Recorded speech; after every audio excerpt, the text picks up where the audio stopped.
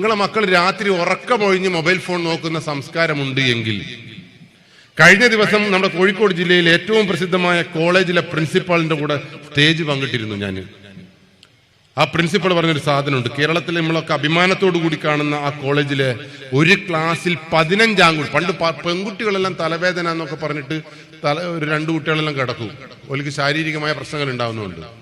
പക്ഷെ തിരിച്ച് കേരളത്തിൽ 60 കുട്ടികൾ പഠിക്കുന്ന ഒരു ക്ലാസ്സിൽ 15ഓളം കുട്ടികൾ രാവിലെ തലവേദനയാണെന്ന് പറഞ്ഞിട്ട് ബെഞ്ചുമേൽ തലവെച്ച് കിടന്ന് ഉറങ്ങുന്ന ഒരു ക്ലാസ് റൂമായിട്ട് നമ്മളെ നാട്ടിൽ ഏറ്റവും മാതൃകാപരമായ കോളേജ് മാറിയിട്ടുണ്ട് എങ്കിൽ, എന്നിട്ട് മാഷ് ചലഞ്ച് ചെയ്തു, നിങ്ങളെ ഞാൻ വെല്ലുവിളിക്കുന്നു എന്റെ കോളേജിലേക്ക്, ഞാൻ പറഞ്ഞത് കളവാണെങ്കിൽ നിങ്ങൾക്ക് എന്നെ കൊല്ലാന്ന് പറഞ്ഞു.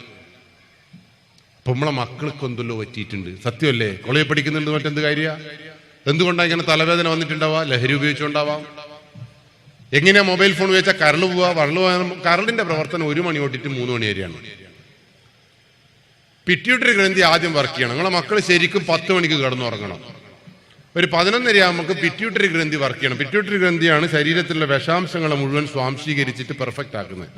അതുകൊണ്ടാണ് എന്ത് ക്ഷീണം വന്നാലും രാത്രി ഉറക്കം കഴിഞ്ഞിട്ട് രാവിലെ എണീക്കുമ്പോഴേക്ക് നമ്മളെ മനസ്സും ശരീരവും ഫ്രഷ് ആകുന്നത് കൊണ്ട് ശരീരം ഇങ്ങനെ റിഫ്രഷ്മെന്റ് നടക്കുന്നുണ്ടാവും. അങ്ങനെ പിറ്റ്യൂട്ടറി ഗ്രന്ഥി 1 മണിയാകുമ്പോഴേക്ക് അതിന്റെ പണിയെല്ലാം തീർക്കണം.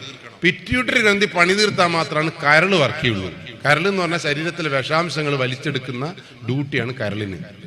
നിങ്ങൾ എന്ത് തിന്നാലും കരളാ കുടുങ്ങുക.